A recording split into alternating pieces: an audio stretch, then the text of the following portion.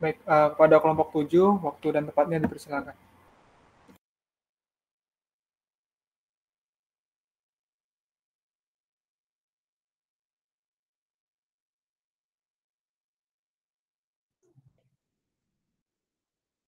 Oke ya, Assalamualaikum warahmatullahi wabarakatuh. Salam berbahagia untuk semua. Pada pertemuan kali ini kami dari kelompok yang akan membahas bab 8 akan menyampaikan materi kami mengenai etika bisnis dan e-commerce. Next.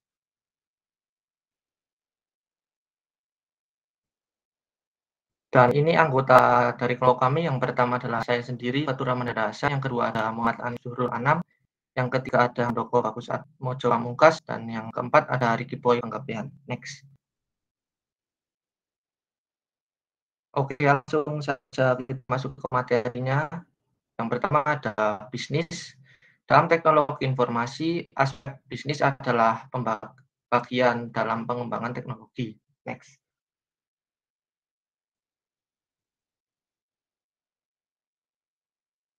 Nah, bisnis dan etika.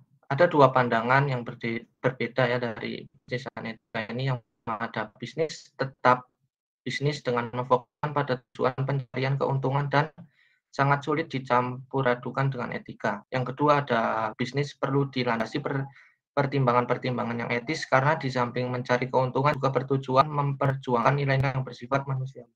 Next.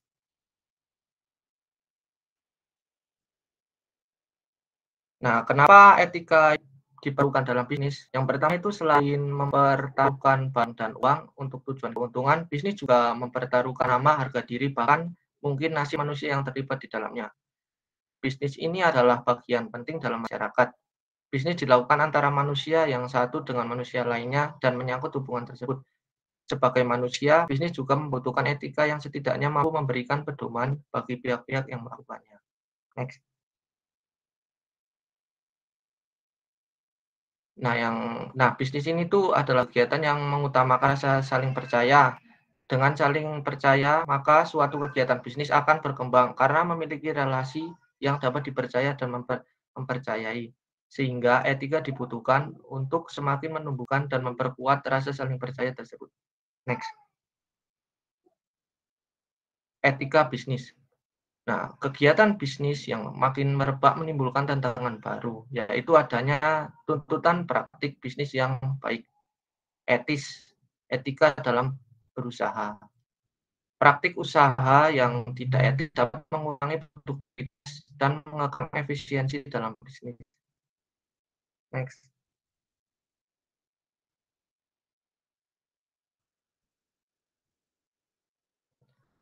Nah, ada pandangan dari Richard T.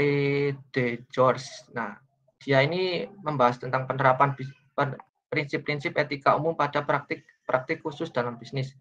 Nah, dia itu berkata, etika bisnis tidak hanya mencakup penerapan prinsip etika pada kegiatan bisnis, tetapi merupakan metaetika yang juga menyoroti apakah perilaku yang dinilai etis atau tidak secara individu dapat diterapkan pada organisasi atau perusahaan bisnis.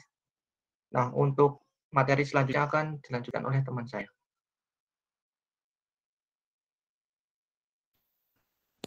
Oke, materi selanjutnya akan saya lanjutkan tentang etika bisnis. Jadi, apa sih etika bisnis itu? Etika bisnis adalah bidang penilaian.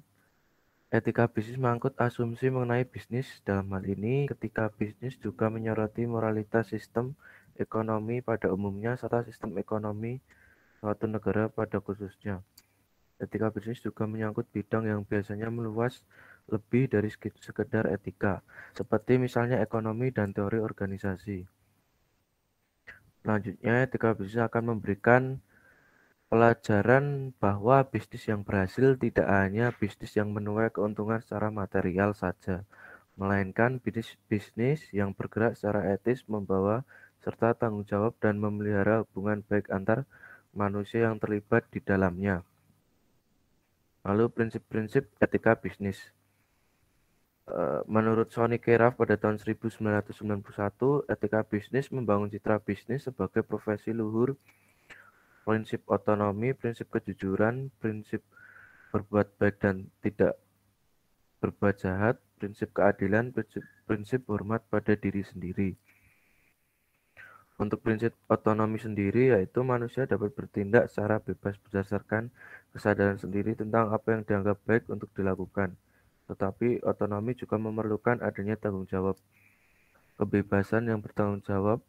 Orang yang otonom adalah orang yang tidak saja sadar akan kewajibannya, tetapi juga mempertanggungjawabkan keputusan dan tindakannya. Mampu bertanggung jawab atas keputusan yang diambilnya, serta dampak dari keputusan tersebut. Prinsip kejujuran. Kejujuran untuk menjamin kelanggengan sebuah kegiatan bisnis. Lalu prinsip berbuat baik dan tidak berbuat jahat. Pertama, berbuat baik beneficence dan tidak berbuat jahat non-maleficence. Prinsip bisa disebut prinsip moral untuk bertindak baik kepada orang lain dalam segala bidang. Dasar prinsip tersebut akan membangun prinsip-prinsip hubungan dengan sesama. Lalu prinsip keadilan merupakan prinsip yang menuntut bahwa dalam hubungan bisnis seseorang memperlakukan orang lain sesuai haknya.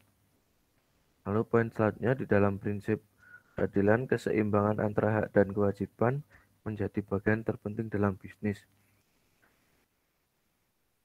Selanjutnya akan dilanjutkan oleh anggota kelompok saya. Lalu selanjutnya ada prinsip hormat pada diri sendiri. Terbagi dua, prinsip menghargai diri sendiri. Dalam melakukan hubungan bisnis, manusia memiliki kewajiban moral untuk memperlakukan dirinya sebagai pribadi yang memiliki nilai sama dengan pribadi lainnya. Lalu selanjutnya ada bisnis di bidang teknologi informasi. Terbagi menjadi 5, bisnis di bidang industri perangkat keras, bisnis di bidang perangkat lunak, bisnis di bidang distribusi dan penjualan barang, bisnis di bidang pendidikan, teknologi informasi, bisnis di bidang pemeliharaan teknologi informasi. Lalu tantangan umum bisnis di bidang IT, tantangan inovasi dan perubahan yang cepat, tantangan pasar dan pemasaran di era globalisasi, tantangan pergaulan internasional, lalu tantangan pengembangan sikap dan tanggung jawab pribadi, lalu tantangan pengembangan sumber daya manusia.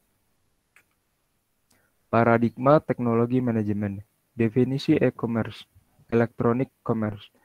E-commerce merupakan suatu cara berbelanja atau berdagang secara online atau direct selling yang memanfaatkan fasilitas internet di mana terdapat website yang dapat menyediakan layanan get and deliver.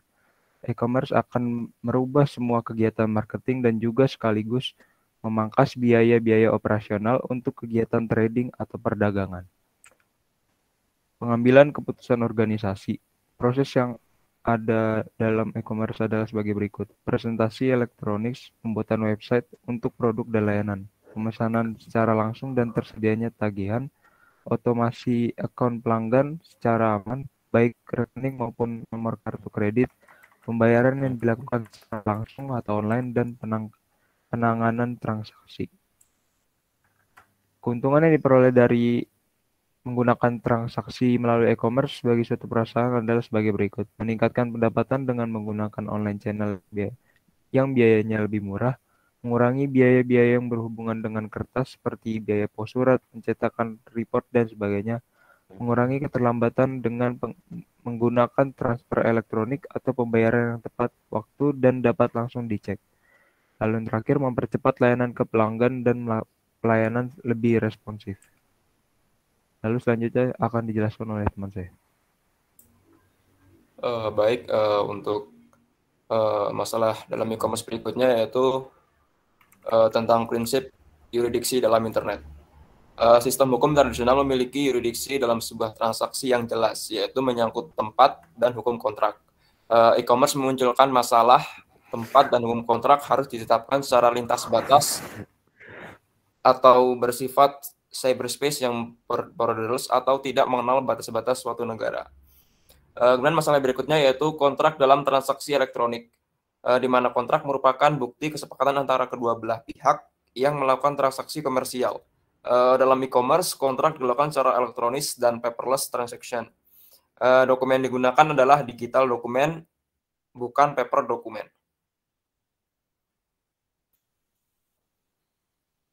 Kemudian masalah berikutnya yaitu tentang pelindungan konsumen, di mana konsumen merupakan pihak yang menentukan kelangsungan hidup perdagangan elektronik, di mana masalah yang ada diantaranya yaitu yang pertama, kecurangan yang sering dilakukan oleh penjual mengingat keberadaannya seperti virtual shop yang fiktif. Kemudian ada kondisi barang yang dibeli, misal barang yang dikirimkan dalam keadaan rusak, adanya keterlambatan pengiriman, atau bahkan barang yang telah dibeli tidak dikirimkan oleh pembeli. Kemudian masalah berikutnya yaitu ada permasalahan pajak. Ini muncul ketika dihadapkan pada batas negara, di mana masing-masing negara akan menemui kesulitan dalam menerapkan ketentuan-ketentuan pajak karena pembeli dan penjual sulit dilacak keberadaannya dengan secara fisik. Kemudian masalah berikutnya yaitu tentang pemalsuan tanda tangan digital, di mana tujuan suatu tanda tangan yaitu dalam suatu dokumen adalah memastikan otentisitas dokumen tersebut. Tanda tangan digital digunakan untuk menandai suatu dokumen sehingga dokumen atau data tidak hanya mengidentifikasi pengirim, tetapi untuk memastikan keutuhan dari dokumen tidak berubah selama proses transmisi. Oke, untuk berikutnya yaitu ada model hukum perdagangan elektronik yang menurut acuan internasional yaitu UNCITRAL Model Law on Electronic Commerce tahun 1996 yang disetujui oleh General Assembly Resolution nomor 51/192 tanggal 16 Desember 1996. Pengakuan secara yuridis terhadap suatu data message di mana suatu informasi mempunyai implikasi hukum, validitas, dan dapat dijalankan meskipun bentuknya dengan data message. Pengakuan tanda tangan digital apabila terdapat peraturan yang membutuhkan tanda tangan seseorang, maka persyaratan tersebut dapat dipenuhi oleh data message apabila yang pertama terdapat suatu metode yang dapat mengidentifikasi seseorang dan dapat memberi indikasi bahwa informasi yang terdapat dalam data message telah disetujui. Kemudian ada metode tersebut dapat diandalkan dalam berbagai situasi.